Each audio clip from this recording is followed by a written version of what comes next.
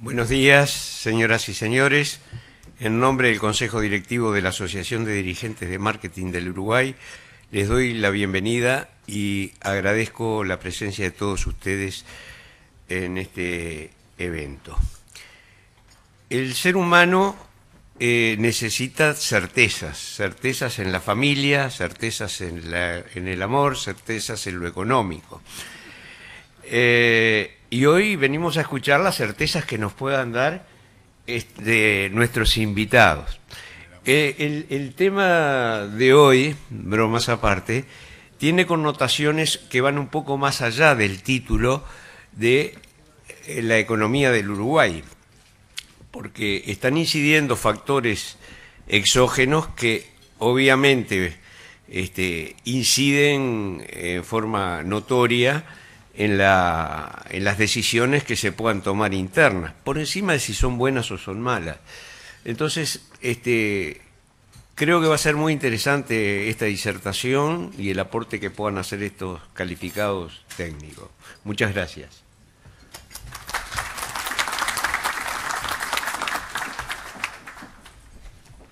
Se les entrega a los disertantes una obra de los artistas plásticos nacionales. Los disertantes se pondrán de acuerdo y convocamos a los moderadores a comenzar la presentación de cada uno de ellos. Ignacio, si querés mostrarlo. Bueno, muchas gracias. Se lo tuvimos en préstamo, ¿no?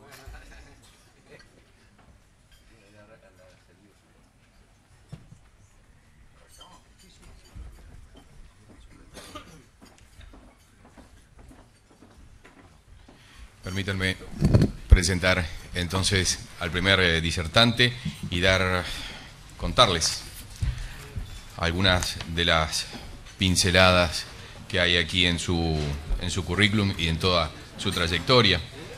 Doctor Ignacio de Posadas es doctor en la Facultad de Derecho y Ciencias Sociales de la Universidad de la República, pero también ha sido profesor asistente de filosofía en la Gonzaga University, en la San Francisco State University, estudios de filosofía en posgrado también.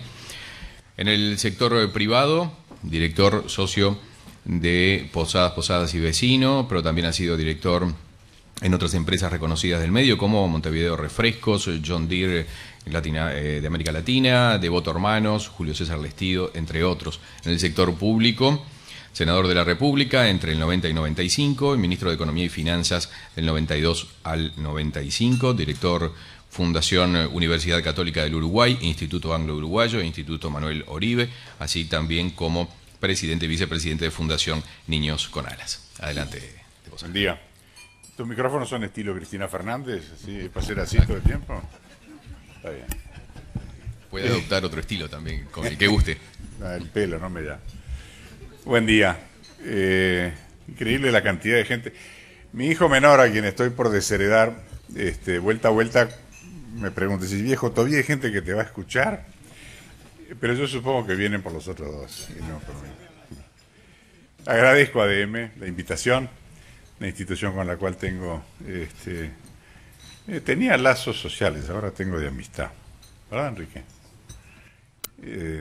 Les agradezco mucho, a pesar que me meten en estos bretes de tener que hacer futurología y todavía con certeza, por si fuera poco, que siempre es algo peligroso. Aunque estamos pasando por un momento en que, sacando a nivel nacional, y eso se explica por razones políticas, que además son atendibles si se quiere, estamos pasando por una época donde no hay grandes discrepancias en las miradas de economistas y politólogos acerca de las tendencias. Sí es más difícil tratar de calibrar las velocidades, más o menos hacia dónde van las cosas. Como decía, es un momento bastante fácil de entender, por lo menos, pero cuándo puedan ocurrir ya es un poquito más difícil. Y voy a tratar de enfocar más bien por ese lado. Empezando por, como llaman los franceses, un tour d'horizon muy rápido, porque de estos temas se habla mucho y se escribe más todavía. Empecemos por Europa. Como todos sabemos, las señales ahí de recuperación inmediata son prácticamente nulas. Las señales o las tendencias hacia un quiebre no son nulas, aunque sí son bajas. Es posible que el punto más crítico de mayores dudas, con las sacudidas de Grecia y las primeras sacudidas a España, quizá haya pasado, pero es obvio que las tormentas todavía no se han superado, y ahí sí hay incógnitas de aceleración, digamos, me parece a mí. Muchas de ellas provenientes de España. Es evidente que el gobierno español está en una suerte de semblanteo con los organismos, con los malos de la película, con el Fondo, con la Comisión Europea y con el Banco Europeo, tratando de zafar de los constreñimientos de cualquier plan de salvataje. Habiendo vivido esas situaciones, las comprendo, pero los semblanteos tienen sus tiempos y se pueden poner peligrosos. A eso se suma el factor Cataluña, que ustedes todos lo conocen, habrán oído hablar, y es muy peligroso. Estas cosas, cuando empiezan, cobran una dinámica propia, una inercia propia.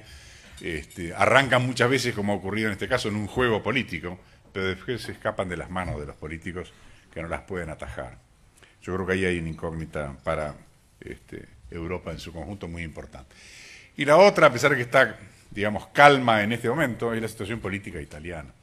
Italia tiene un gobierno serio, respetado por todo el mundo, que ha sido un alivio para Italia también, pero es un gobierno a término, y la situación política por debajo sigue muy fluida y muy incierta, y no va a demorar mucho en tener que zanjarse o encararse por lo menos ese tema. El otro factor que yo creo que va a gravitar mucho va a ser la intensidad del invierno, a la cual está entrando Europa en este momento, y suele ser un factor que agrava muchas veces las crisis económicas y sociales, que son por demás duras en algunos países. Como sea, mirado egoístamente desde nuestro punto de vista, nosotros no podemos esperar un cambio en la influencia económica de Europa en este momento. No podemos esperar que ahí vuelva a aparecer un motor interesante desde nuestro punto de vista.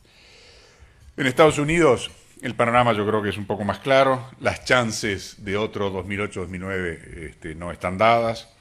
Hay señales de recupero, un poco mezcladas, algunas buenas. Los niveles de consumo están subiendo. El mercado inmobiliario da la impresión de que no solo pegó fondo, sino que está tonificándose cada vez más.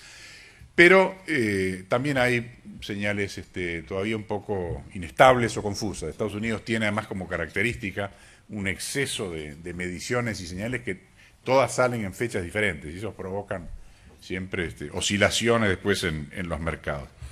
Creo que acá las incógnitas están por el lado político.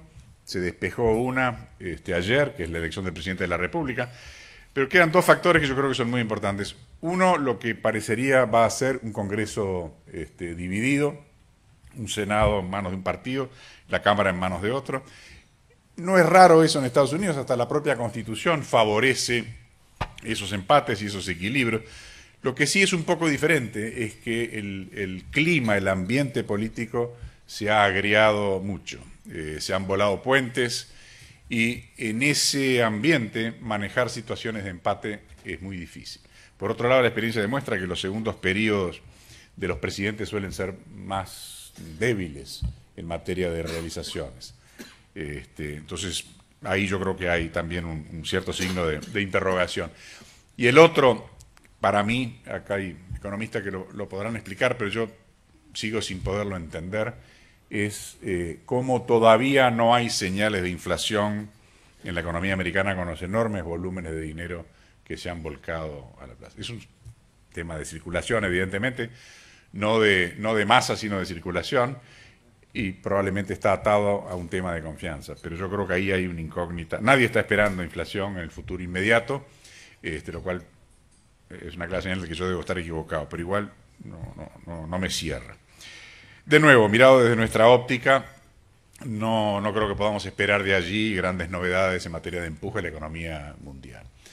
Queda el tercer elemento del que se habló tanto a partir de la última crisis, que era el reequilibrio, el rebalancing de las economías, que en cierta medida se dio, pero que ahora empieza a dar señales de cierto enflaquecimiento, sobre todo provenientes de China. Los números chinos siempre son como difíciles de creer, sistemas que son opacos, no invitan a la credibilidad. A mí siempre me costó creer que en China los bancos no tengan problemas de carteras, que el mercado inmobiliario no tenga burbujas. Pero bueno, hay indicadores que sí son sólidos, como el consumo de materias primas industriales, que se mantiene firme, y eso es una buena señal. Creo que de nuevo las incógnitas ahí son, digamos, de aceleración, básicamente en dos áreas. Una es el recambio político que va a empezar ahora, una nueva generación en ese sistema tan peculiar que tiene China. No son jóvenes, en materia política China, que es de los pocos países peor que el Uruguay, donde se es joven hasta los 65 más o menos, pero son sí un incógnita, de nuevo, por esa opacidad que tiene el sistema y además por las acusaciones de corrupción que están apareciendo. Esta generación que llega al poder en China tiene diferencias muy marcadas con las anteriores, entre otras en cuanto a su volumen económico personal, que no es algo accidental. Y la otra gran incógnita que viene arrastrándose hace mucho tiempo es esa tensión entre dar mayores libertades económicas que generan mayores desigualdades, tratando al mismo tiempo de mantener la tapa de la olla en materia de libertades políticas. Eso genera grandes tensiones, las va a generar, yo creo, más en el futuro, y puede ser que ahí haya un factor de aceleración negativo, si se quiere. Resumiendo, yo creo que desde lejos, digamos, no tenemos que esperar nada en materia de grandes empujes, ni positivos ni negativos para nuestra economía. Vayamos a la región rápidamente. Brasil, como era de esperarse, se está desacelerando, pero, y quizás sea más significativo para nosotros, ha modificado algunos aspectos básicos de su política económica, está simultáneamente soltando la política monetaria y ajustando la fiscal, digamos en sentido, en una dirección prácticamente opuesta a lo que estamos haciendo nosotros, y eso es muy relevante. Volveré sobre ese tema después, y está dando señales de volver a algo que siempre le resultó fácil y tradicional, que es el uso de medidas proteccionistas de distinta naturaleza. Los brasileños siempre han tenido gran imaginación para esas cosas. La Argentina, el panorama es cada vez más preocupante, un deterioro enorme en materia de su comercio exterior, están cayendo tanto las exportaciones como las importaciones, está cayendo el nivel de actividad, tanto de inversión como de consumo. La inflación, a pesar de todas las medidas del gobierno, está salida de madre, y a pesar de que está en un cuadro internacional que no empuja en ese sentido. La situación fiscal empeora constantemente, y esto es clave para el gobierno.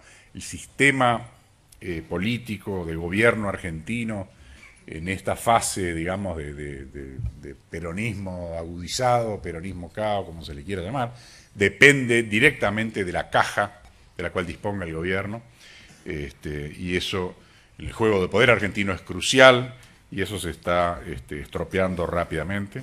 Como todos sabemos, Argentina no tiene recurso al financiamiento externo, y el país está en una situación de creciente desconfianza de la gente, lo cual, por supuesto, no facilita decisiones de inversión, de expansión de negocios, y tampoco lo facilita un notorio deterioro del Estado de Derecho, esa política de poder crudo, a caballo de fomentar odios móviles, pero siempre presentes, la necesidad de tener enemigos que justifiquen las posiciones de gobierno.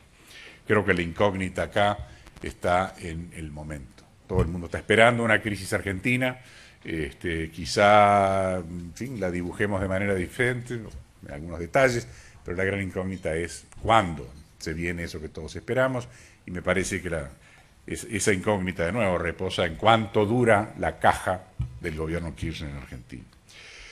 Resumiendo el cuadro externo desde la óptica nuestra, lo relevante para nosotros son que haya mercados demandantes, tanto internacionales como regionales, que los precios de los commodities que vendemos sean buenos, que los precios de las importaciones sean buenos en sentido opuesto, que mantengamos una competitividad razonable, por lo menos en la región, y que haya liquidez internacional y bajas tasas. Algunas de esas tendencias todavía se mantienen, notorio el caso del precio de los alimentos, sobre todo con esta coyuntura de sequía que se ha dado en los últimos tiempos, las tasas bajas de interés, se mantiene una presión deflacionaria de productos importados, algunos otros elementos están cambiando, de esos que vienen de fuera me refiero. Mirando hacia adentro del país, yo creo que no hay cosas muy originales para decir, mantenemos lo que para un economista no es poca cosa, que es un razonable grado de aburrimiento en cuanto a tratar de anticipar qué es lo que puede suceder, eso es buena cosa del Ministerio de Economía. Lo último que quiere Colonia y Paraguay son épocas interesantes, como dicen los chinos. Estamos en una situación de crecimiento moderado, eso era esperable. Un poco las patas sobre las que soportaba el crecimiento de los últimos años, sube el salario con pleno empleo, una demanda vigorosa, sobre todo de la región, la exportación de commodities a precios altos. De los tres va quedando el tercero, los otros están, también era previsible, flaqueando. Hay preocupación en algunos sectores, en algunos casos por su madurez, estoy pensando en la construcción, el sector inmobiliario, en otros casos por el hackeo que viene de afuera, de la Argentina y de la OCDE, referido también a esos y otras actividades. También en esos y otros casos el tipo de cambio influye negativamente. Tenemos un problema serio de inflación. De nuevo, acá veo que la gran mayoría de los economistas, no solo del lado del gobierno, no temen una disparada hacia el futuro y espero que tengan razón. Estamos ante una política, como yo decía, contraria a lo que Brasil empezó a aplicar hace unos meses y que genera problemas y por la cual ha sido criticado el gobierno tanto por los economistas, nativos, como ahora recientemente en el informe del artículo 4 del fondo, que es la expansión del gasto, una política de ingresos también expansiva y tratar de controlar la inflación con medidas monetarias o cambiarias. Eso es contradictorio y es difícil de mantener en el largo plazo. Estamos con una economía muy dependiente del consumo y eso siempre genera ahí ciertos signos de interrogación de cuánto pueda durar. Por el lado positivo, el grado de endeudamiento es muy bajo. Eso es muy positivo hoy, puede ser una tentación riesgosa para mañana, ¿no? Las incógnitas de aceleración en el caso de Uruguay, con esto termino. Yo creo que la primera es el gobierno. No es dable suponer que el gobierno se va a reinventar en lo que le queda del periodo y tiene algunas características que están dando efectos negativos y que erosionan enormemente la confianza en el país. Está dando una imagen de impericia, de falta de agenda y de falta de autoridad, sobre todo internamente. El involucramiento del presidente de la República en forma directa con temas que puntualmente podrán ser importantes, pero no son de la naturaleza de aquellos que deba resolver directa y públicamente el presidente de la República, es un factor de erosión. Hay casos muy sonados, más allá de seguirlos revolviendo, que no le hacen bien a las instituciones. La política fiscal, como yo mencionaba, hay una inercia corporativa muy grande, eso va a complicar los años que quedan de este gobierno y va a complicar muchísimo la gestión del gobierno que venga, sea del pelo que sea.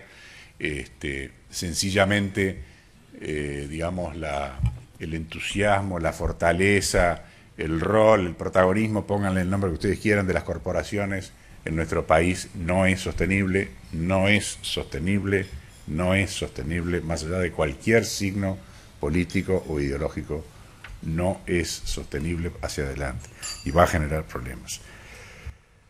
Hay dudas, sin duda, sobre el impacto negativo argentino. Vamos a ver qué nos pasa en la temporada que se viene.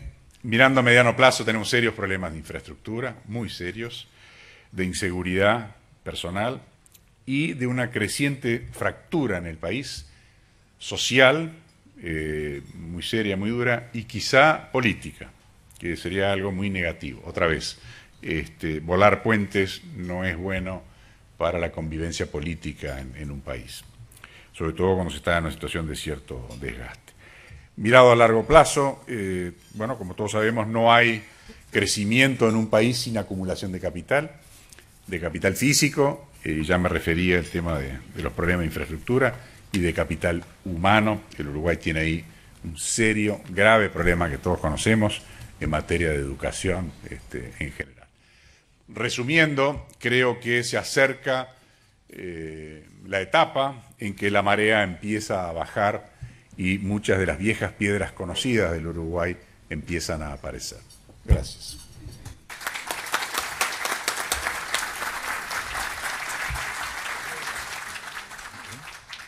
Vas tú directo. Acércatelo bien porque este es muy cerca. Bueno, ahora presentamos a Andrés Masoller, director de la Asesoría Macroeconómica y Financiera del Ministerio de Economía. Es doctor en Economía por la Universidad de California y máster en Economía por la misma Casa de Estudios. En el periodo de gobierno anterior también se desempeñó como subsecretario en el Ministerio de Economía junto al exministro Álvaro García, y también en años anteriores tuvo diversos cargos como asesor del Ministerio y jefe del Departamento de Análisis de Coyuntura. También es docente y se desempeñó por varios años como profesor grado 4 del área de Macroeconomía y Finanzas de la Maestría con Economía Internacional del Departamento de Economía de la Facultad de Ciencias Sociales de la Universidad de la República. Adelante, Masoller. Bueno, muy buenos días a todos. Agradecer, por supuesto, la invitación de ADM a este evento.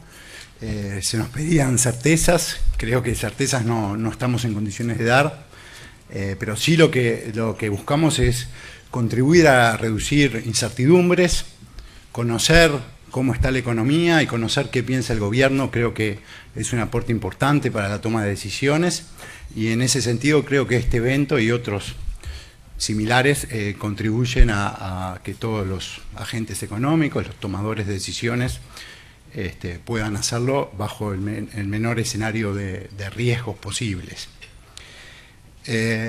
Vamos a presentar un trabajo colectivo hecho por la Asesoría Macroeconómica.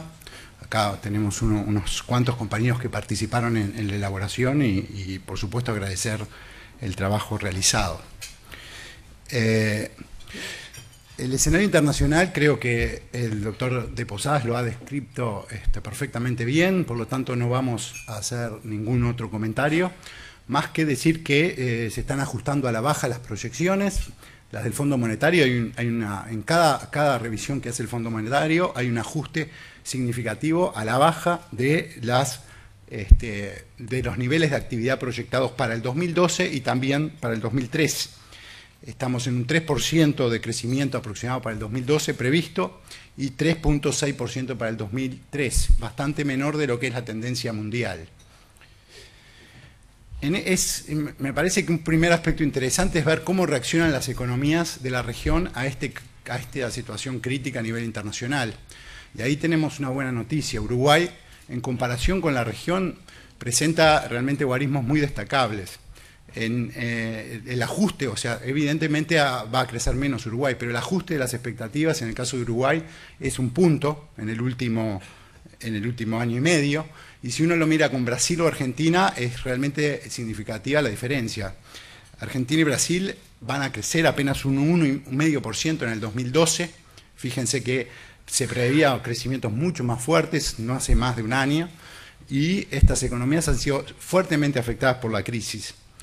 Uruguay, el hecho de que pueda mostrar un guarismo cercano al 4%, cercano al producto potencial, demuestra la fortaleza de la economía uruguaya en un contexto de crisis. ¿A qué se debe esa fortaleza? Bueno, si miramos el sector exportador, las exportaciones siguen creciendo a buen ritmo. La tendencia de las exportaciones es creciente, crecieron 17% en el año, 12% acumulado, es decir, el sector exportador es un motor de crecimiento de las exportaciones. Y esto también es interesante destacar, la participación de Uruguay en el comercio internacional, tanto medido en volúmenes físicos como medido en montos de exportaciones, es creciente, ¿sí? Esto puede ser identificado como un indicador de competitividad. ¿Qué participación tiene Uruguay en el comercio mundial? Y esto muestra que, a pesar de temas cambiarios o otros aspectos que están afectando a algunos sectores, globalmente considerado, el país sigue siendo competitivo a nivel internacional. Aumenta su participación en el volumen de exportación. Y otra fortaleza de las exportaciones a destacar es que estamos menos expuestos a los países que tienen mayores problemas en este momento. La Unión Europea, Estados Unidos, la propia Argentina. Nuestras exportaciones a esos países se han reducido dramáticamente en los últimos 10 años. ¿Sí? Basta mirar la Unión Europea, que pasa del 16% de las exportaciones a representar solamente el 11%, Estados Unidos del 8 al 3%, y Argentina del 18% al 6% de las exportaciones en el acumulado a septiembre. Es decir, tenemos un nivel de diversificación de exportador realmente significativo y estamos vendiendo a mercados que en el pasado no se pensaban que fueran mercados atractivos, ¿no? El Medio Oriente, países de China, inclusive países africanos. Hay una diversificación muy grande que eso ayuda en esta coyuntura internacional.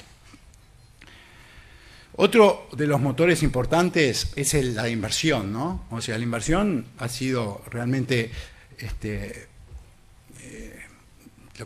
lo calificaría como realmente un aspecto muy positivo de la economía uruguaya, el hecho de que haya crecido el nivel de inversión en los valores superiores al 20%. Este año estaríamos superando el punto más alto de la inversión total, que fue en el 2008, y estaríamos llegando al 21% del PIB como inversión, con 2 puntos, que es la contribución que hace el proyecto de Montes del Plata aproximadamente. 5% y más de inversión extranjera directa, y eso se ha mantenido en los últimos 4 o 5 años. Esto también es una novedad para la economía uruguaya, acostumbrada a tener un ratio de inversión extranjera directa a PIB de entre 1 y 1,5% del PIB. Ahora estamos hablando de 5 puntos, un nivel que supera ampliamente el déficit de la cuenta corriente. ¿Y por qué es esto? Porque realmente creemos que hay un conjunto de aspectos que muestran a Uruguay como un país atractivo para las inversiones. A pesar de algunos de los comentarios que realizó el doctor Ignacio Posadas en cuanto al tema de confianza en la economía, etcétera, nosotros creemos que por lo menos lo que es el nivel de inversiones habilita a pensar que Uruguay continúa siendo un país atractivo para invertir. Hay equilibrios macroeconómicos, hay un marco institucional sólido, hay un buen clima de negocios, y no lo decimos nosotros exclusivamente, sino que lo muestran los indicadores internacionales que están disponibles, ¿no? Es decir, se puede cuestionar la metodología, pero los indicadores muestran que Uruguay, sobre todo en América Latina, tiene una posición muy destacable en todos los aspectos vinculados al clima de negocios.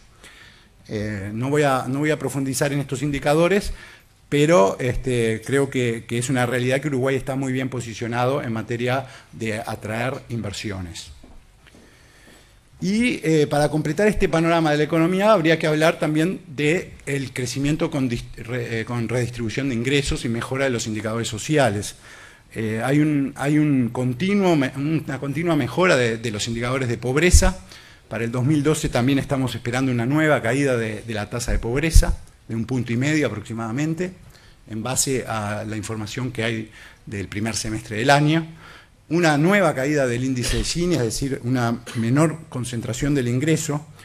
Y este tema de la concentración del ingreso creo que es relevante, digamos, porque es un logro de estos últimos periodos de gobierno que no es común a todos los países, digamos, ¿no? Acá intentábamos hacer el ejemplo de 2 países de la región, Uruguay y Colombia, países que crecieron mucho en los últimos 7, 8 años, y sin embargo la distribución del ingreso tuvo un comportamiento diferente. En Uruguay cayó casi 6 puntos el índice de Gini, 6 puntos en un periodo de 7, 8 años, y en Colombia partiendo de una distribución de ingresos mucho más regresiva, la baja es apenas de 1 punto, digamos. Es decir, esto me parece que es como marca diferentes modelos de desarrollo en base a 2 países que están creciendo fuertemente.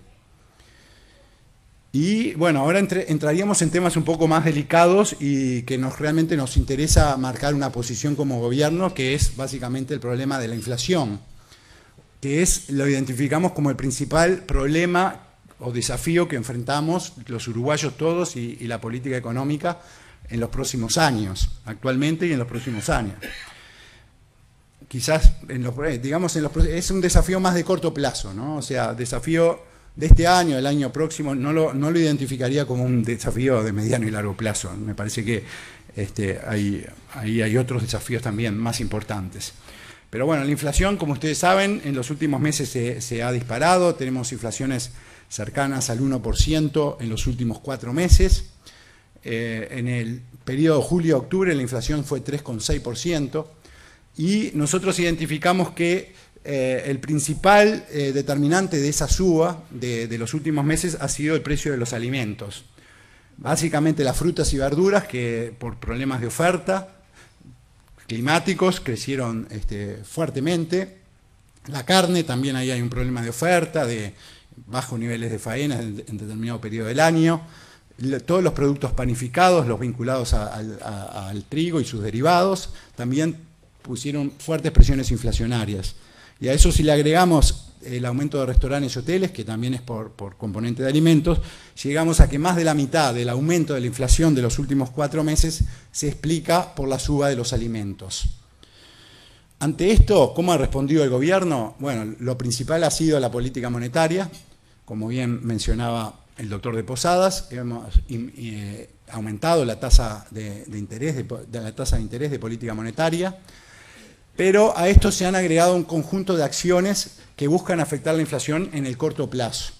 Estas acciones no pretenden quebrar la dinámica inflacionaria de mediano plazo, que como vamos a ver se debería atacar con políticas más estructurales, más macroeconómicas, que lo vamos a mencionar, pero lo que se busca es en el corto plazo quebrar ese repunte inflacionario y de esa forma evitar que eso se incorpore en la inercia inflacionaria. No nos olvidemos que en enero vienen los aumentos de salarios y por lo tanto shocks de oferta transitorios podrían, por un mecanismo indexatorio, terminar impactando sobre la inflación subyacente, la inflación estructural. Entonces se busca con medidas de corto plazo evitar ese fenómeno de traslado en la medida de que hay un diagnóstico que parte de estos shocks que estamos recibiendo son de carácter transitorio.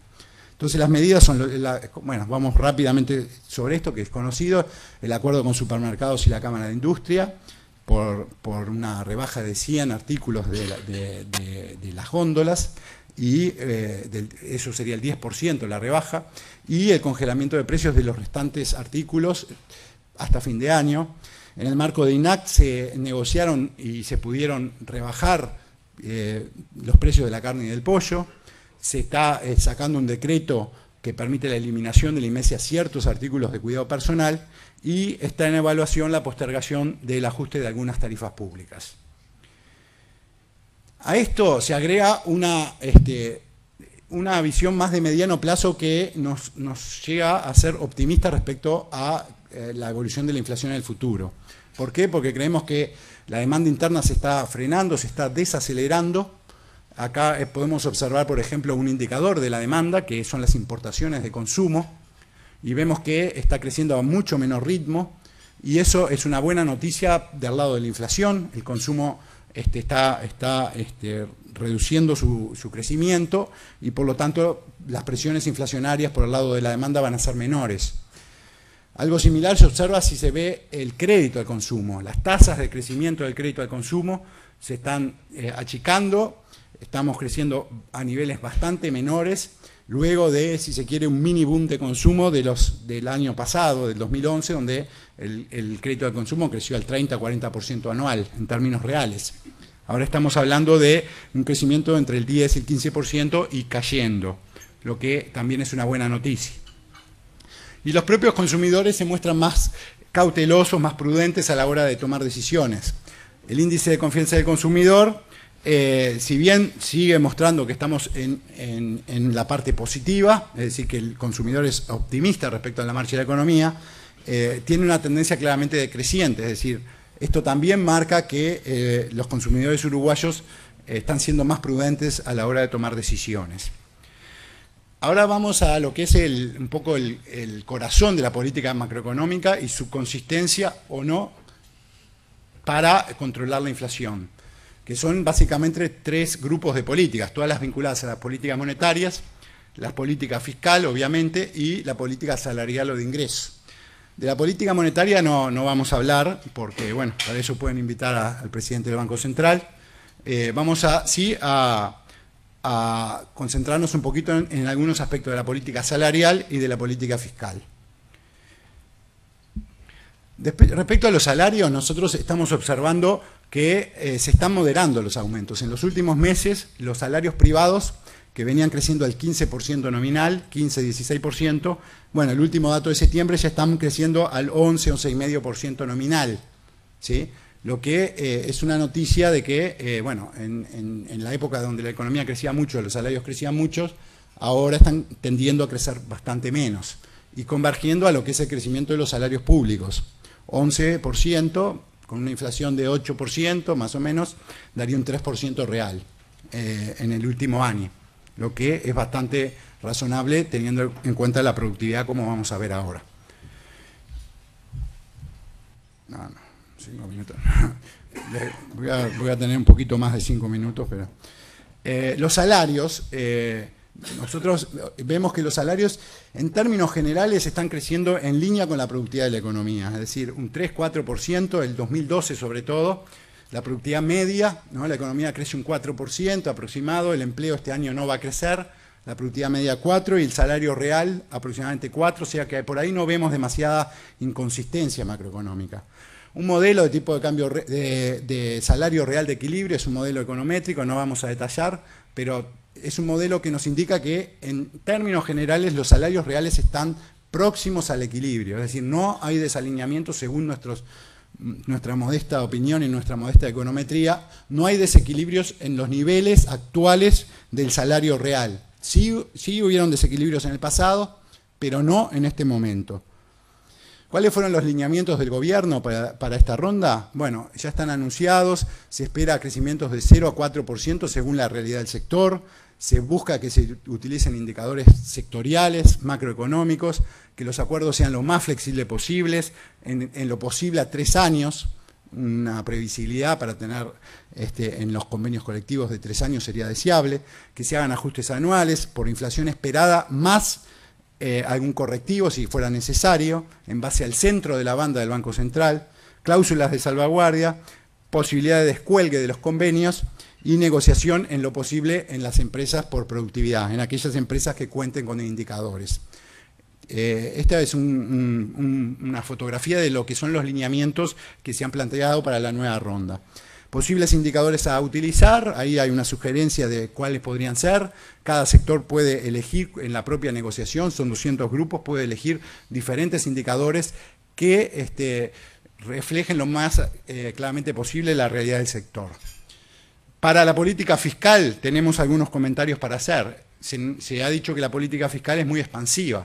Nosotros vamos a tratar de amortiguar o, si se quiere, poner algunos elementos que lleven a pensar si efectivamente es así o no. El déficit del sector público, el proyectado para este año, 2% del gobierno, es un déficit que en la comparación internacional se posiciona muy bien, es decir, es muy parecido al de los mercados emergentes, mucho menor que otros países desarrollados, etcétera, digamos, ¿no? O sea, estamos comparado internacionalmente en una situación fiscal buena. En términos de una visión de largo plazo del déficit de Uruguay, también es una perspectiva favorable. Uruguay supo tener déficit de 4, 5, 8% del PIB. Estaríamos cerrando el año con un déficit del sector público consolidado del 2,2. Creemos que es un guarismo razonable y en línea con lo que es la sostenibilidad fiscal de los últimos años. Otro aspecto que se nos ha criticado mucho es el tema del gasto público, ¿sí? Que Uruguay ha gastado todo el aumento de sus ingresos, que no ha hecho política anticíclica. Bueno, nosotros, digamos, es cierto que Uruguay ha aumentado el gasto en línea al producto por atender un conjunto de prioridades del plan de gobierno, necesidades sociales, etcétera. Pero Uruguay, en comparación con varios países, no pusimos Argentina acá, pusimos Brasil y Chile, que son países que, si se quiere, pueden ser comparables a Uruguay. La situación es mucho mejor, digamos. Brasil, en un periodo de 8 años, aumentó el gasto 73% real, cuando el producto creció 35%, 34%, el doble. Y Chile, más todavía, ¿no? Chile, 85% creció el gasto público contra un 40% de crecimiento del PIB.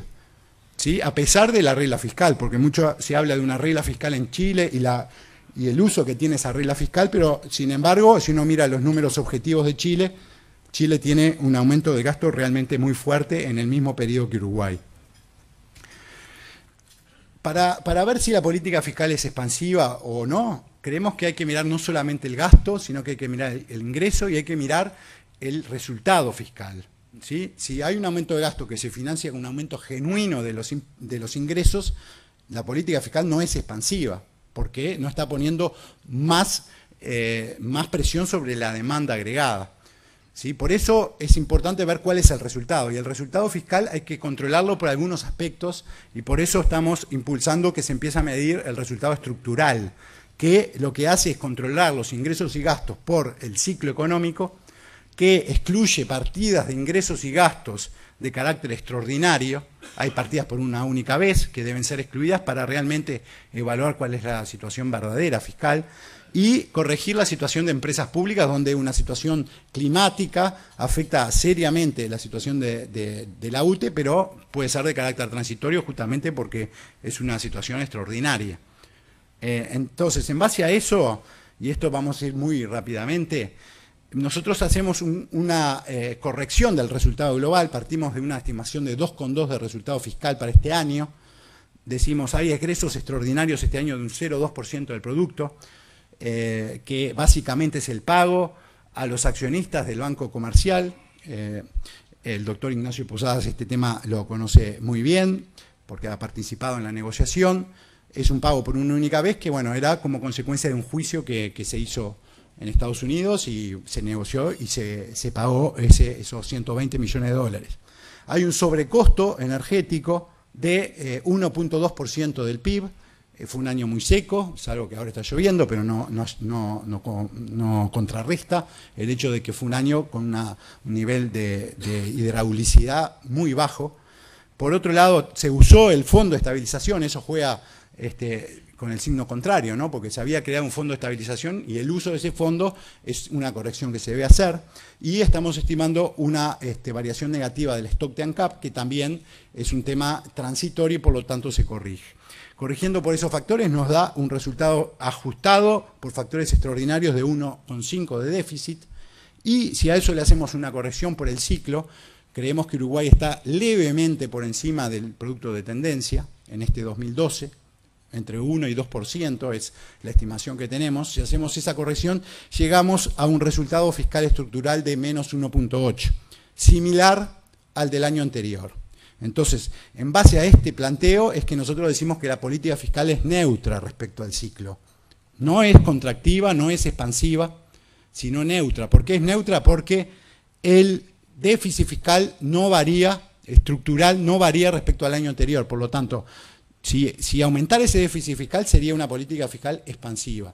Si eso se achicara ese déficit fiscal, sería una política fiscal contractiva. Pero como estamos más o menos en un nivel similar, estamos argumentando que la política fiscal es neutra en esta instancia del ciclo económico, que por otra parte la economía está prácticamente en el producto potencial. Se nos ha dicho que los gastos están creciendo mucho, es cierto, los gastos están creciendo al 8%, van a crecer al 8% real, ahí tenemos las explicaciones. Si los ajustamos por esos factores extraordinarios que mencionamos, el crecimiento del gasto es 7%, 7,5%, y los ingresos, si bien no están creciendo igual que el producto, eso se debe en buena medida por los problemas climáticos que mencionamos en UTE. Si sacamos eso, digamos que es una situación transitoria, los ingresos crecen prácticamente a la misma tasa que los gastos estructurales. ¿sí? Que es consistente con que el resultado estructural no cambia. Y por lo tanto, no vemos que haya una política fiscal expansiva. Y ya terminando, ¿qué pasa si no se ejecutan los gastos comprometidos? Porque se ha planteado, bueno, el gobierno debería reducir el gasto, recortar el gasto, no ejecutar el gasto comprometido. Bueno, si no pusimos algunos temas que podían ser de discusión, digamos, si hubiera que recortar el gasto, ¿qué impacto tendría, digamos, ¿no? Porque nos parece que habría que hablar sobre aspectos concretos, de dónde se debería recortar el gasto. Entonces, si se recorta el gasto, bueno, uno de los aspectos no se podría cumplir con acuerdos salariales ya firmados en la educación y en la salud. No se aumentarían los salarios comprometidos con la policía, ¿sí? Que hay una previsión para los 5 años de aumento de los salarios de la policía. Se podrían ver afectadas las políticas educativas, que en la última rendición de cuentas se pusieron recursos para el mejoramiento de la carrera docente y para la concentración de horas en los centros educativos. Se podrían recortar las políticas de vivienda, particularmente PIAI y Plan Juntos. También se puso plata en la última rendición de cuentas. Se postergarían inversiones de MTOP. No ingresarían al FONASA los jubilados, fundamentalmente, que están comprometidos a entrar por la ley de reforma de la salud. Y otros programas de la red de protección social, como Uruguay Crece Contigo, Jóvenes en Red, Abordaje Familiar, podrían estar en serio riesgo de ejecución si se quisiera recortar el gasto público.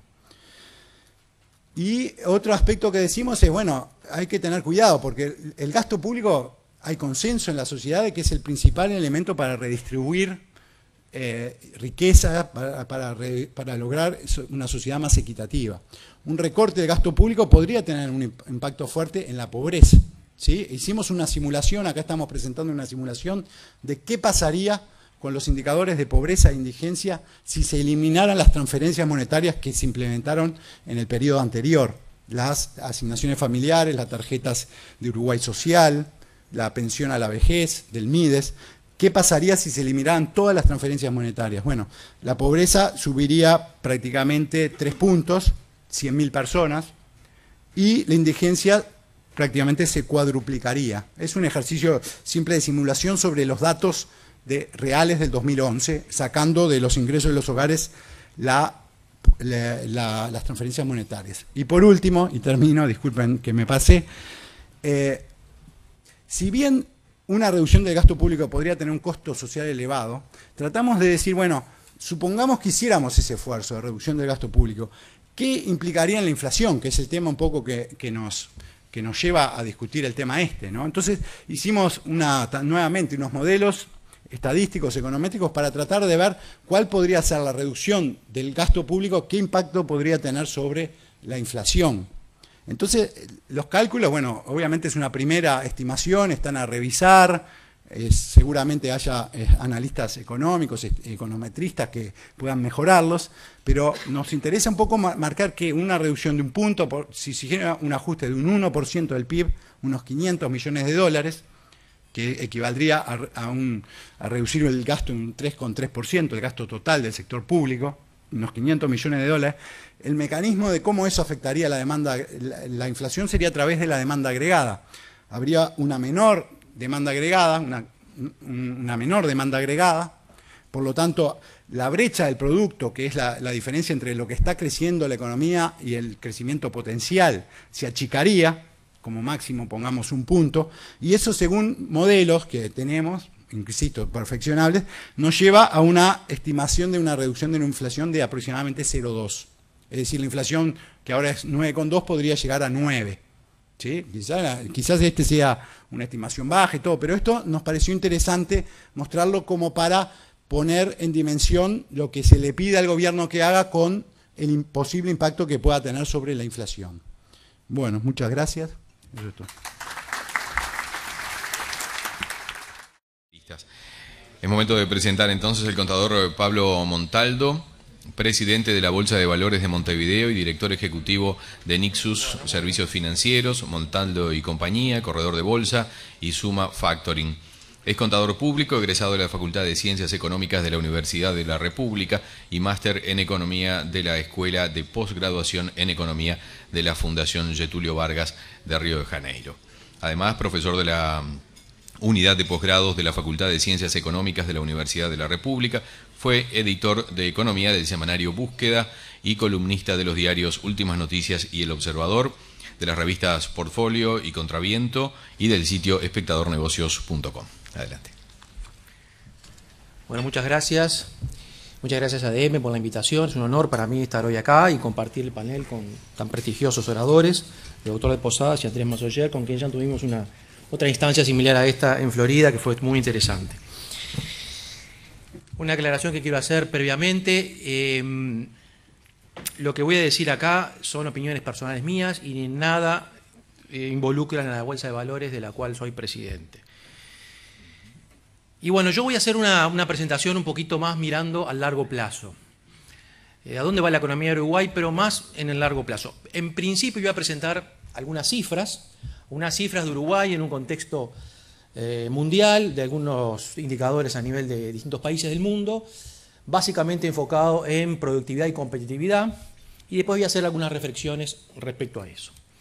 El primer cuadro que voy a presentar es el Producto Interno Bruto. Estos cuadros capaz que los que están lejos capaz que no lo ven bien, pero yo te los voy a explicar y algunos, datos más importantes, se los voy a comentar.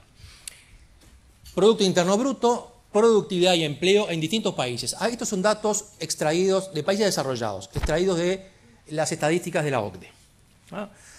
Y acá están rankeados los países en este primer cuadro por el producto per cápita.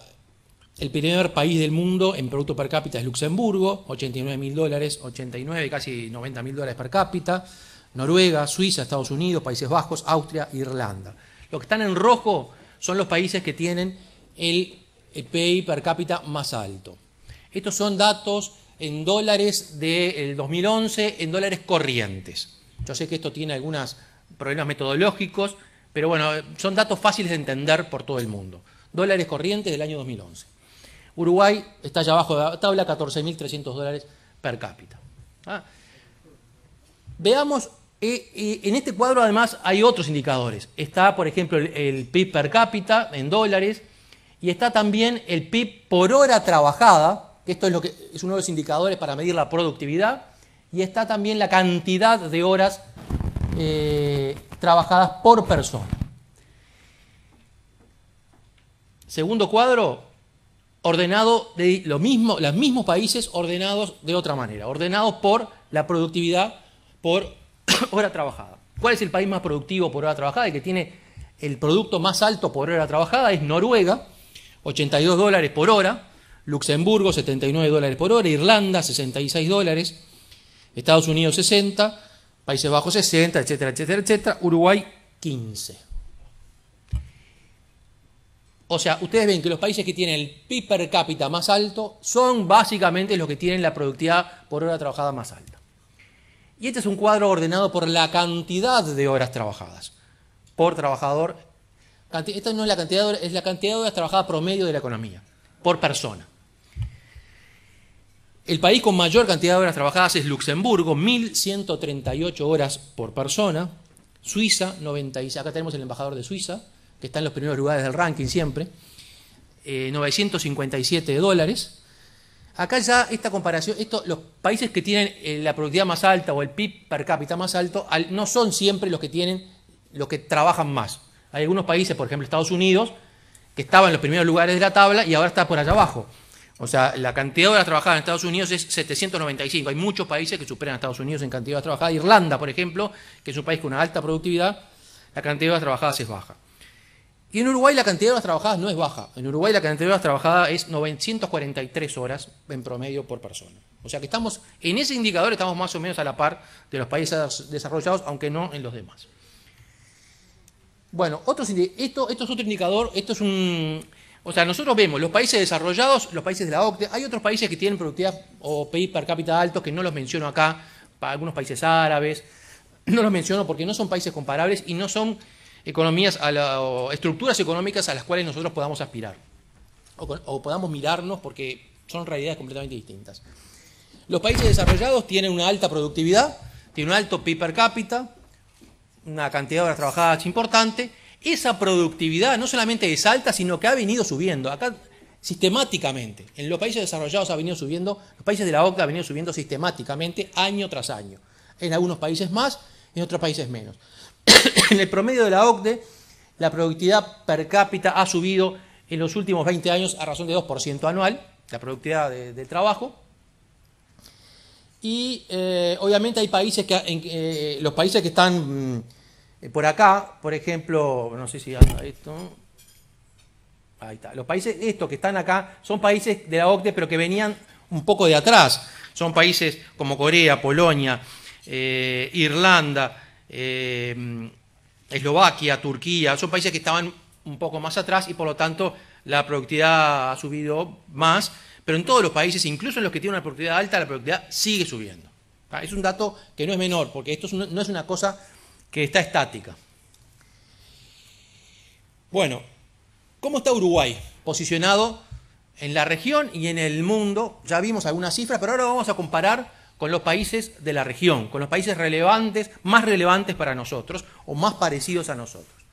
¿Cómo está en productividad y cómo está en empleo? Acá me estoy concentrando en la productividad, porque la productividad, sobre todo en la productividad de la mano de obra, que es uno de los elementos para determinar el nivel de ingreso per cápita. No es el único, pero es un elemento muy importante en la productividad del trabajo para determinar el producto per cápita. Acá en este cuadro voy a mostrar el país, el PIB per cápita, el PIB por persona empleada y la tasa de empleo de un conjunto de países de la región. Primer país, México. En productividad de la mano de obra, México. $15.500 de PIB per cápita, $36.000 por persona empleada de PIB y una tasa de empleo de 56,8%. O sea, el empleo es la cantidad de personas que trabajan sobre la población en edad activa. O sea, población de más de 14 años. Esto no en todos los países se mide exactamente igual. Yo traté de que fuera bastante homogéneo. Este cuadro lo elaboré yo con estadísticas propias de cada país. Segundo país, ¿cuál es el segundo país en materia de productividad en América Latina? A ver, si alguien acierta. Chile, muy bien, alguien dijo Chile, perfecto. Chile, PIB per cápita, $14.421. PIB, pero es muy idéntica a la de México. La productividad de la mano de obra es idéntica a la de México. Es una cosa que puede sorprender que México esté en primer lugar. Pero hay que tener en cuenta que México es un país que está pegado a Estados Unidos, tiene algunas ventajas. Tasa de empleo aproximadamente 60%. Tercer país, se oyen ofertas. Brasil, un PIB per cápita de $12.900, $13.000 y una productividad de la mano de obra de $32.000 por persona ocupada, una tasa de empleo un poco más baja, de un 53%, casi 54%. Cuarto país, y ya van quedando menos. Uruguay, agua arriba Uruguay. $14.000 de PIB per cápita, $31.000 de PIB por empleado, tasa de empleo casi 61%, 60,7%. Y bueno, después puse otros países para ver, bueno, cuáles son los que están abajo nuestro, ¿no? Argentina está abajo nuestro, un PIB mucho más bajo per cápita, y una productividad de mano de obra no llega a los $30.000. Panamá, y acá puse algunos países que suenan mucho. Panamá, por ejemplo. Panamá es un país que ha avanzado muchísimo, pero viene muy de atrás Panamá. Las tasas de crecimiento de Panamá han sido muy importantes. Pero tiene todavía un PIB per cápita bajo y una productividad, un PIB por persona empleada bastante más bajo que el resto de los países de arriba de la tabla. Costa Rica, que es otro país que siempre se comparó mucho con Uruguay, es un país que en este sentido está un poco estancado, no ha avanzado mucho y tiene una productividad de la mano de obra de $21.000, una tasa de empleo un poco más baja que la media, un poco 55%. Colombia, que también se pone como ejemplo mucho cómo avanza Colombia, tasas de crecimiento del PIB muy importantes, pero todavía viene muy de atrás Colombia, una productividad de $16.000 anuales por empleado, una tasa de empleo un poco más alta que la nuestra, y Perú, que es otro que salió recién, Perú, no, Perú está atrás. Perú está atrás todavía, está bastante atrás, con un PIB per cápita que no llega a $6.000 y una productividad de la mano de obra de menos de $16.000. Para esto, como está Uruguay en la región, no está mal, pero hay algunos países que están mejor que nosotros y que antes estaban abajo nuestro, ojo. Como puede ser, por ejemplo, Brasil, como puede ser México. El mundo, ¿cómo es esto en el mundo? Vimos la productividad por hora, vamos a ver la productividad por empleado para poder comparar con esto. ¿Cómo son los países desarrollados? Acá hay una tabla, esta estadística también son estadísticas de la OCDE. Distintas regiones en el mundo, las regiones más productivas del mundo. Las regiones más productivas del mundo, la región más productiva del mundo es Luxemburgo. $177.000 de PIB por empleado. No se olviden que nosotros estamos en 30 y algo, ¿no? Bruselas, la región de Bruselas, 144.000. Claro, no se olviden que en Bélgica está la Comunidad Europea, que, bueno, ayuda un poco esto, ¿no? 144.000. Tasas de empleo, por ejemplo, en Luxemburgo, 62%, 56%. Île-de-France, que es la región de París, en Francia, ¿no? Tasa de PIB por empleado, esto el puntero, $94.000. Hamburgo, $90.000. Londres, $89.000. Viena, $86.000. Bremen, en Alemania, 85. Dublín, 83. Córcega, en Francia, 70. Tasas de empleo todas superiores al 60% y en algunos casos superiores al 70%, como en Alemania. Esto para que vean lo que pasa en los países. Nosotros, Europa, sí, que Europa anda mal, que Europa viene para atrás, sí, pero está muy arriba en todos los sentidos, no solamente en PIB, sino en productividad de la mano de obra. Ahora vamos a pasar a otros indicadores un poco más comprensivos, que es la competitividad. Y en esto me voy a basar en un indicador que elabora el Foro Económico Mundial. El Foro Económico Mundial, creo que es conocido por todos, es una organización mundial sin fines de lucro, fundada en 1971 por un suizo, Klaus Schwab. Es una organización sin fines de lucro, financiada por empresas, muy conocido por su reunión anual en Davos, y que publica este índice de competitividad global desde el año 79. Y del año 2004 utiliza la metodología que vamos a ver ahora, que es una metodología desarrollada por dos economistas españoles, que todavía siguen vinculados al Foro Económico Mundial, Javier Sala y Martín y El Sartadi. Este índice mide un conjunto de instituciones, políticas y factores que definen los niveles de prosperidad económica sostenible en el presente y a mediano plazo. Y está compuesto de 110 indicadores. Para medir la competitividad de un país se utilizan 110 indicadores agrupados en 12, lo que le llaman ellos 12 pilares, y a su vez agrupados en 3 subíndices. ¿Qué vamos a ver ahora? Vamos a ver ahora los países que están en los primeros lugares del ranking en materia de competitividad según el Foro Económico Mundial.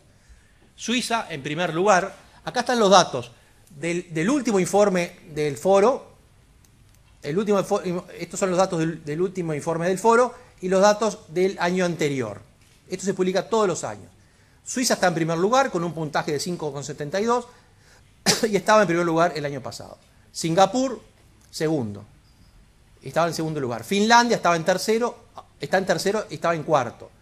Suecia estaba en cuarto, está en cuarto y ahora estaba en tercero. Países Bajos, ahora está en quinto lugar, estaba en séptimo. Alemania está en el sexto lugar, estaba en el sexto. Estados Unidos está en el séptimo lugar, descendió 2 casilleros, estaba en el quinto. Estados Unidos viene bajando en materia de competitividad. Reino Unido está en el octavo, está en el décimo, bueno, y así, Hong Kong, Japón, Qatar, Dinamarca. Esto mide todos los países del mundo, con excepción de algunos países donde no hay estadísticas. Porque se utilizan estadísticas públicas y se utiliza en cada país una organización que elabora, que recoge los datos para el Foro Económico Mundial, que en el caso de Uruguay es la Universidad Aborto. Bueno, Dinamarca, Taiwán, Canadá, Noruega, Austria, Bélgica, todos países del primer mundo, sacando algunas excepciones, como por ejemplo Arabia Saudita, Qatar. Sigue la lista. ¿Dónde aparece el primer país que no es europeo o que no es que es de un país emergente, digamos. Bueno, esto no sé si me dan. Puerto Rico está por acá, en el lugar 31.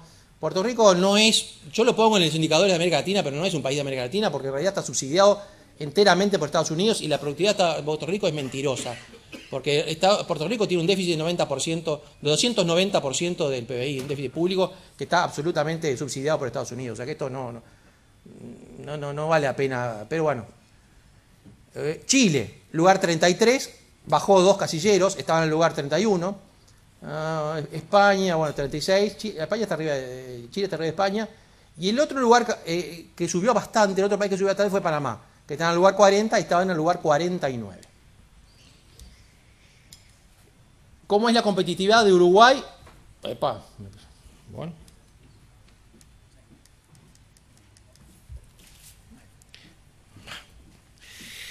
De Uruguay respecto a la región. Saquemos los países desarrollados y comparémonos con la región. Decíamos que el primer lugar está en Puerto Rico, pero bueno, con las salvedades que hicimos. Chile, Panamá, Brasil, México, Costa Rica, Perú, Colombia y Uruguay. En materia de competitividad, Uruguay está en el lugar 74. Estaba el año anterior en el lugar 63. O sea, Uruguay descendió en materia de competitividad 9 casilleros. Algunos países se mantuvieron y otros bajaron, otros subieron, pero Uruguay descendió bastante. Y bueno, después viene Guatemala, Trinidad y Tobago, Ecuador, Honduras, Argentina está en el lugar 94, estaba en el 85. Argentina también descendió muchísimo. Y bueno, y otros países, acá están todos los países de la región, todos los países. El único país que no está medido de América Latina es Cuba, por razones obvias, que no hay estadísticas para poderlo hacer. ¿Ah? Uruguay descendió del lugar 63 al 74. ¿Cómo es el índice de competitividad global de Uruguay en materia de los 12 pilares que mide el Foro Económico Mundial? Los 12 pilares están agrupados en 3 subíndices: requisitos básicos, mejoradores de la eficiencia e innovación y sofisticación. En requisitos básicos, Uruguay está en el lugar 43 del ranking, estaba en el lugar 43, aunque descendió un poco en el puntaje. El puntaje era de 5,04 hasta en 4,91. En mejoradores de la eficiencia, Uruguay está igual, tenía una nota de 4 y sigue en 4, y subió un par de escalones. Y en innovación y sofisticación, Uruguay tenía una nota de 3,51, ahora está en 3,56 y descendió unos cuantos casilleros. En instituciones, Uruguay descendió. En infraestructura, Uruguay descendió. En ambiente económico, Uruguay descendió. En salud y educación primaria, Uruguay descendió. Y esos son los que están en verde, o sea que estamos relativamente bien. En educación superior y técnica, sí, está en verde, pero descendió. En eficiencia de los mercados de bienes, subimos un poco. En eficiencia del mercado de trabajo es donde estamos peor. Estamos casi al final de la tabla. Estamos en el lugar 136. Estábamos horrible en el lugar 118, pero estamos mucho peor ahora. Descendimos. Desarrollo del mercado financiero, descendimos. Disponibilidad tecnológica, subimos un poco. Tamaño del mercado, subimos un poco. Sofisticación empresarial, bajamos. Innovación, bajamos. Esta es la realidad de Uruguay, medida por el Foro Económico Mundial. Esto no es subjetividad mía.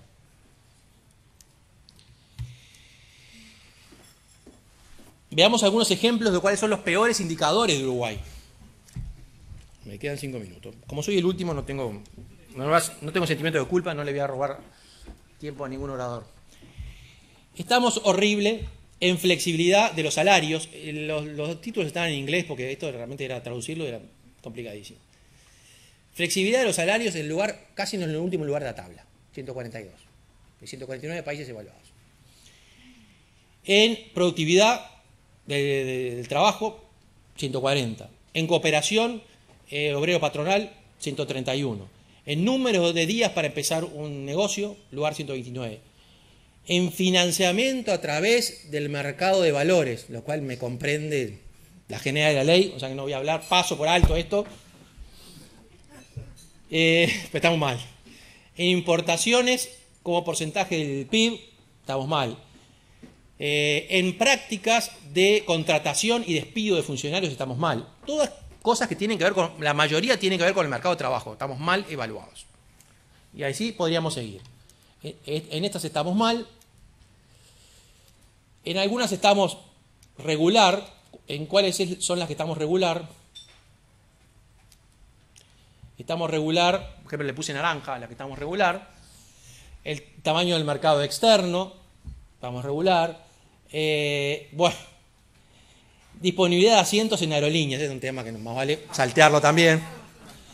Estamos regular, no sé, estábamos regular, ahora debemos estar horrible. Disponibilidad de científicos y de ingenieros, estamos regular. Efectividad de las políticas antimonopolio, estamos regular. Tarifas al comercio exterior, estamos regular. En naturaleza de las ventajas competitivas, regular. Prevalencia del HIV. Esto, como ustedes podrán ver, el foro mide cantidad de indicadores, indicadores de salud también, ¿no? Disponibilidad de servicios financieros. Bueno, en estos, y en los que estamos bien, ahora voy a mostrar algunos, porque en algunos estamos bien, ¿no? ¿En qué estamos bien? Ausencia de malaria. Estamos en el primer lugar. Malaria como porcentaje de la población, primer lugar. Costos del terrorismo para las empresas, estamos bárbaros en eso, porque por suerte no tenemos terrorismo. Costos de las políticas agrícolas, estamos bien. Esto es un indicador que se mide porque en muchos países las políticas agrícolas tienen costos fiscales importantes, o tenían en su momento. Impacto de reglas para la inversión extranjera, estamos bien. O sea, nosotros Uruguay es un país amigable para la inversión extranjera.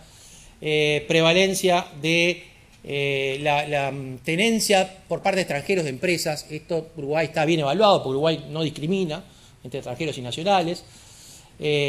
Transferencia de tecnología, entrada y salida de tecnología. Impacto de la tuberculosis, estamos bien. Internet, acceso a Internet en las escuelas, estamos bien. Esto probablemente sea gracias al Plan Ceibal. Porcentaje de estudiantes en primaria, estamos bien, etcétera. Bueno, hay algunos indicadores que estamos bien y que seguramente seguiremos bien porque estas son cosas tradicionales de Uruguay. ¿De qué depende la competitividad de un país? Ahora voy a hacer algunas consideraciones respecto a los temas de los que hablé, productividad y competitividad. Voy a hacer una breve referencia a distintos enfoques de la competitividad. Tradicionalmente, la teoría tradicional de la competitividad se basaba en los costos laborales y el tipo de cambio, un modelo en el cual la evolución de la participación de un país en el mercado internacional es función únicamente de los diferenciales de la evolución de los precios de exportación y de los precios de sus competidores. Esto es un enfoque que muchas veces, a lo cual todavía muchas veces se hace mención.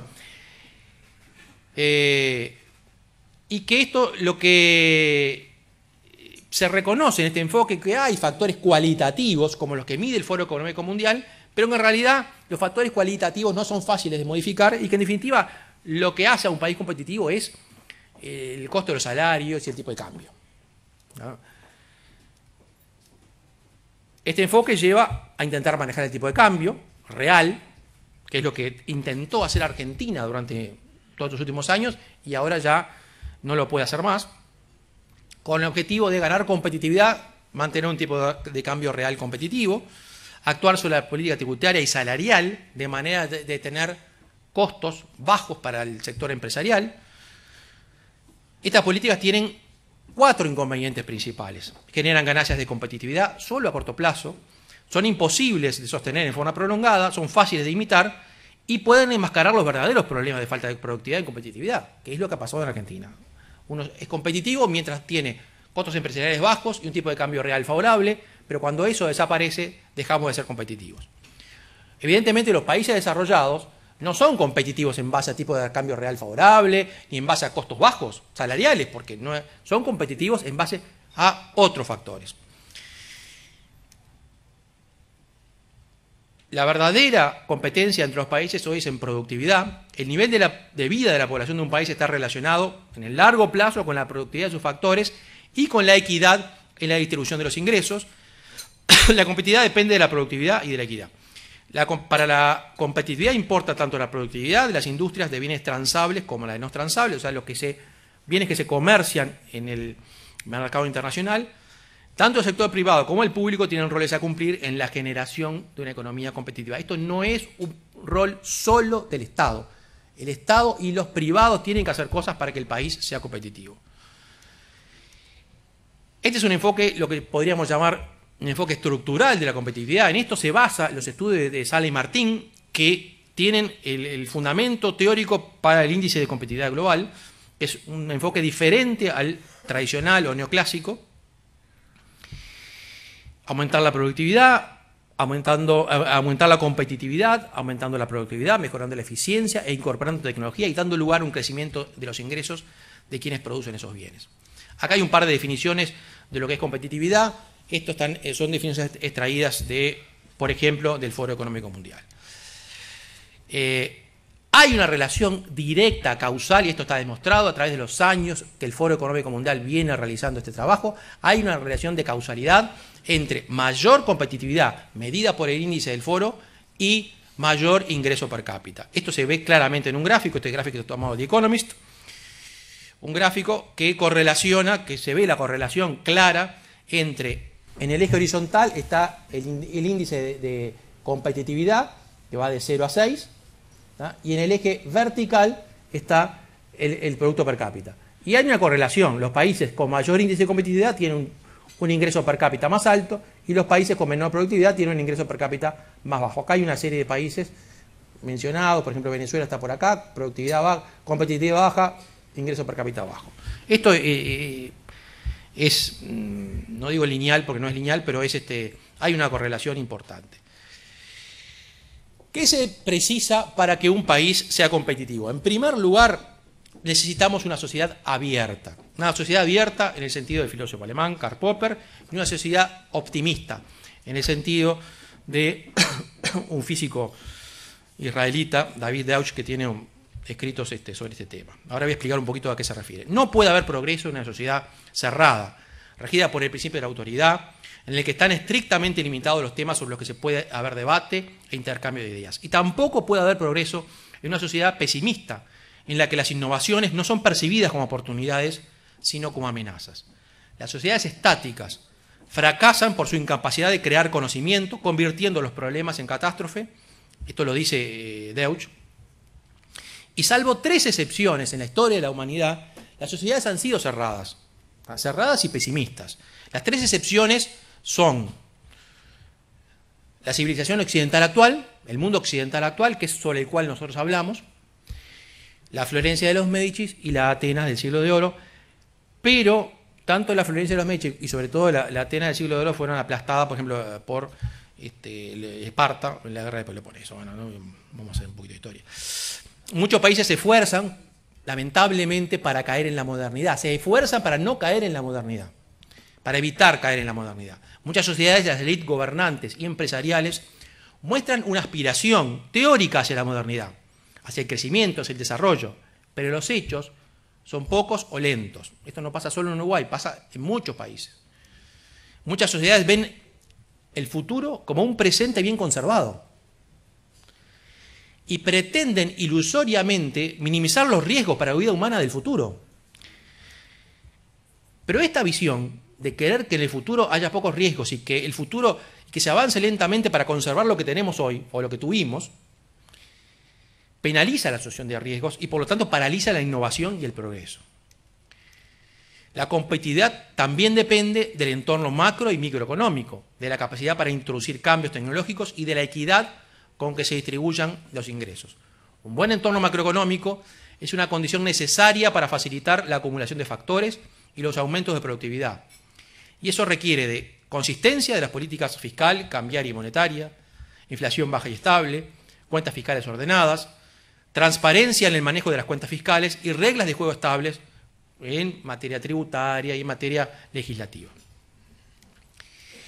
Además, debe existir un entorno microeconómico que incentive los aumentos de productividad por parte de las firmas, lo que requiere apertura comercial y financiera, un sistema financiero sólido y bien desarrollado, flexibilidad laboral, estructura no distorsiva de impuestos y subsidios, una regulación apropiada de mercados donde existan fallas, y también para promover la inversión innovación tecnológica se requieren incentivos adecuados para la innovación, alta calidad de la educación, infraestructura apropiada e investigación a nivel empresarial.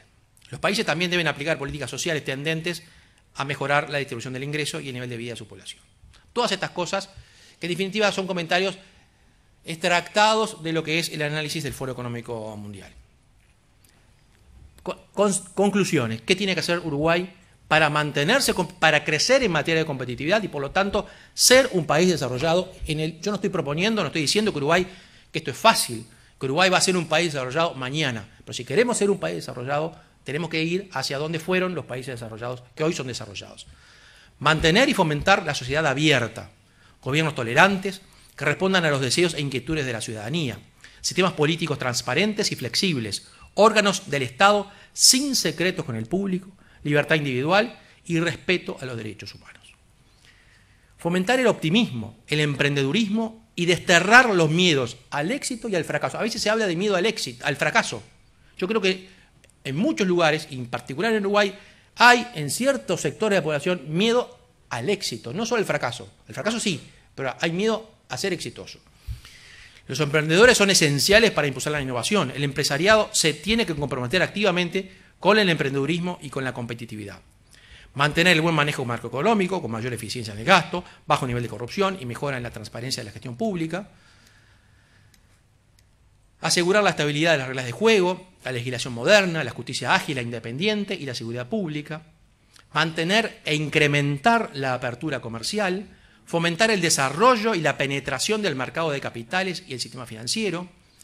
Trabajar en la flexibilización laboral y la modernización salarial.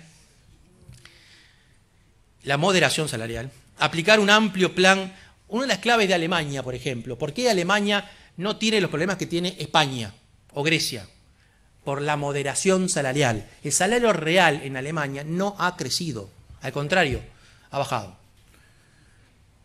Y ellos hoy, y con tasas de crecimiento más altas que las que tenían en los países de la periferia de Europa, donde sí el salario real ha crecido sistemáticamente. Hoy, lamentablemente, esos países tienen problemas y Alemania no tanto. Yo no digo que el salario real no tenga que crecer, tiene que crecer, pero es un tema que hay que poner un poco de cabeza y de pienso para ver cómo lo hacemos crecer sin afectar el largo plazo. Aplicar un amplio plan para mejorar el capital humano, educación, capacitación, tecnología, enseñanza de tecnología. Destinar más recursos a la investigación e innovación. Invertir fuertemente en infraestructura, esto es imprescindible, electricidad, transporte, puertos, aeropuertos, telecomunicaciones. Y fomentar la competencia interna. Hay que crear más competencia dentro del país porque se necesita más competencia para que las empresas se sientan muy incómodas por lo que encontramos una y otra vez. Nunca seremos competitivos afuera si no sabemos competir adentro, y en los países realmente exitosos como Singapur y Finlandia hay un compromiso con la competencia como la manera en la que se maneja la economía. Y bueno, estas son algunas reflexiones sobre lo que entiendo yo que debe hacer un país, Uruguay o cualquier país, de cara al largo plazo. Muchas gracias. Muchas gracias, muchas gracias, Montaldo. Tenemos varias preguntas. Voy a comenzar con una que es para de Posadas.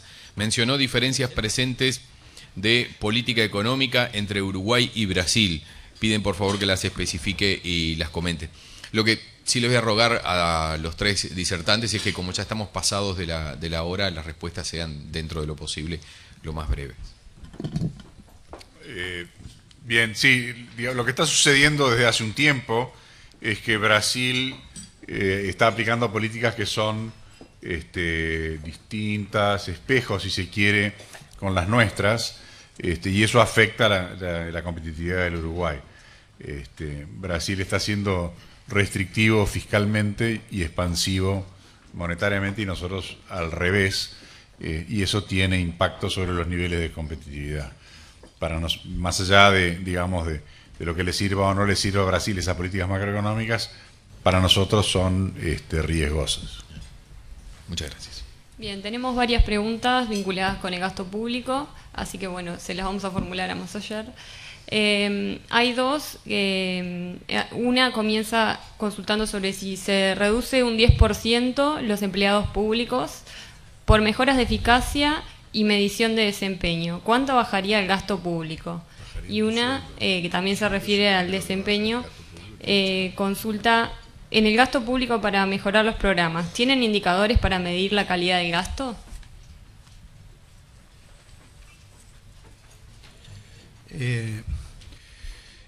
Un primer comentario respecto al tema de Brasil, que me parece importante. Nosotros estuvimos mirando un poco la parte fiscal de Brasil y, bueno, creemos que hay una diferencia entre los anuncios del gobierno y lo que efectivamente se está haciendo, digamos. Brasil está reduciendo su superávit primario, es altamente probable que no cumpla la meta este año, y está haciendo una política expansiva a nivel de inversiones, porque Brasil, como vimos en la presentación, está no en recesión, pero con un freno muy grande de actividad y por lo tanto, si bien en un comienzo, hace unos meses, tuvo un anuncio de recorte de gasto, en la práctica está aumentando las inversiones. Entonces, comparto lo que es el diagnóstico a nivel monetario de Brasil, que Brasil monetariamente está actuando diferente que Uruguay, pero a nivel fiscal creo que no. Creo que Brasil más bien está siendo más bien expansivo y no contractivo. Respecto a las preguntas que se hacen, el aumento de los funcionarios públicos en los últimos años estuvo 100% concentrado en más policías y más docentes, ¿sí? Fundamentalmente en ANEP. Una reducción del 10%, digamos, en el resto del sector público prácticamente ha estado estable el número de funcionarios públicos. Una reducción del 10% difícilmente se puede implementar porque ya son puestos más bien críticos, es decir, o se afecta más bien la educación y la parte del Ministerio del Interior, que no se quiere porque justamente se quiere fortalecer, o se hace algún recorte, pero no es difícil pensar que un 10% se pueda lograr. Y por otra parte, la reducción no sería realmente significativa. Las remuneraciones del sector público son apenas el 4% del PIB.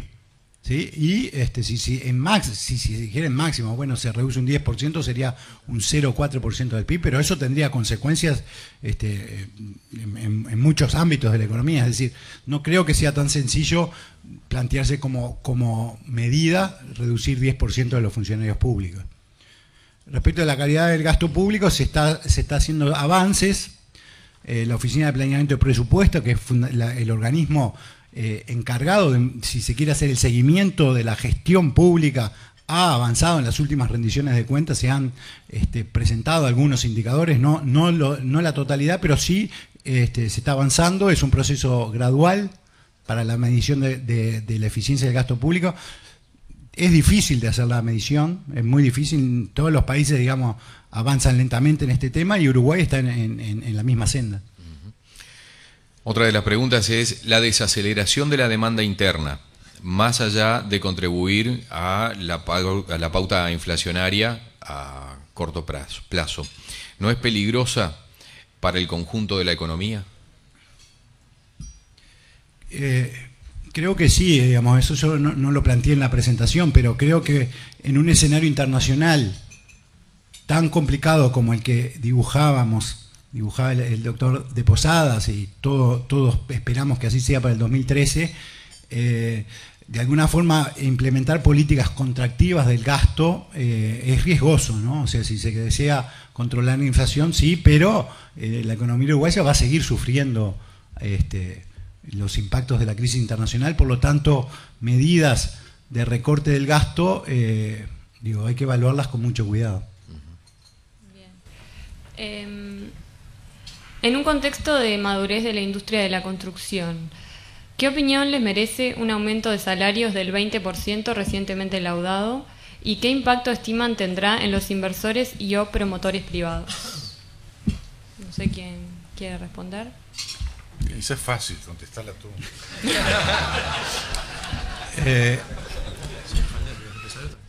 Creo que esos aumentos están fuera de los lineamientos del Poder Ejecutivo, no son los lineamientos que está sugiriendo el gobierno. Creo que el gobierno es el principal afectado por esos aumentos, porque buena parte de la construcción es obra pública, por lo tanto se traslada el aumento de los costos de la industria inmediatamente a vía paramétricas a el gasto público y por lo tanto el sector público se ve severamente afectado. Creo que la productividad en el sector es baja, lo hemos estudiado y presentado anteriormente, y de alguna forma se presenta para la próxima negociación salarial una necesidad de moderación de los incrementos y de asociarlos realmente con lo que es la performance del sector. El sector va a empezar a negociar el próximo año y es uno de los sectores que vamos a mirar con más cuidado a los efectos de alinearlo con lo que son los incrementos de productividad. Muy bien. Otra pregunta, ya que se propone como indicador salarial, ¿no es hora de subir la meta de inflación del Banco Central del Uruguay, ya que no hay, la pregunta viene así, ya que no hay un compromiso serio de corregir la inflación al rango meta? El compromiso está, lo que no se está de acuerdo es en medidas de shocks para lograr la meta, digamos, ¿no? O sea, se cree que en el pasado Uruguay implementó medidas de shocks que fueron muy negativas para la actividad económica y por lo tanto el compromiso es un compromiso a mediano plazo.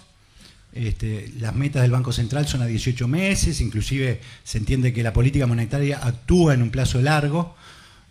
Por lo tanto, digamos, todo este conjunto de acciones se apuesta a que repercuta lentamente, o sea, que la tasa de inflación gradualmente converja a la meta. La credibilidad, digamos, se va logrando. Bueno, tampoco la inflación se ha disparado exorbitantemente, se está en un rango, se está fuera de la meta, pero tampoco es una magnitud que uno pueda pensar que el Banco Central no tiene credibilidad. Tiene de alguna forma una necesidad de seguir construyendo credibilidad en base a un manejo responsable de la política monetaria. Bien, la última pregunta que tenemos era sobre el déficit fiscal, que creo que Massoyer ya expuso las proyecciones del Ministerio, pero de todas maneras podemos reformularla en base al ejercicio que presentó sobre el resultado global estructural, donde mencionaba que la política fiscal es neutra. ¿Cómo analiza la política fiscal si la compara con años anteriores, no con el inmediato anterior, con 2009? En años anteriores la política fiscal en general tuvo un sesgo neutro, digamos. En algunos años fue levemente contracíclica, por ejemplo el 2009, donde la expansión del déficit fiscal y del déficit fiscal estructural acompañó lo que fue un freno económico, ¿no?, por la crisis internacional. En otras instancias fue levemente expansiva, pero creo que si uno mira un periodo de 30, 40 años, en este último periodo, en los últimos 8 años, la política fiscal ha tenido un sesgo no tan procíclico como en el pasado. Creo, si bien no ha llegado a ser anticíclico, que es lo deseable, por lo menos yo la caracterizaría globalmente como una política fiscal neutra, porque hay que balancear intereses y diferentes objetivos de gobierno. O sea, eso es deseable tener una política fiscal anticíclica, pero también es deseable aumentar las infraestructuras, proteger el gasto social, aumentar el gasto social, etcétera. Entonces, hay un balance muy delicado y, bueno, en ese balance delicado, la política fiscal ha logrado asegurar la sostenibilidad fiscal, reducir prácticamente a la mitad el nivel de endeudamiento público en términos del producto. El endeudamiento público se ha reducido desde el 2002 a la fecha actual a la mitad, se ha desdolarizado la deuda, se han hecho avances significativos a nivel fiscal y de gestión de deuda que creo que deben ser reconocidos. Muy bien, muchísimas gracias a los panelistas, un aplauso para ellos, para Ignacio de Posadas, Andrés Massoyer y Pablo Montaldo. Muchas gracias.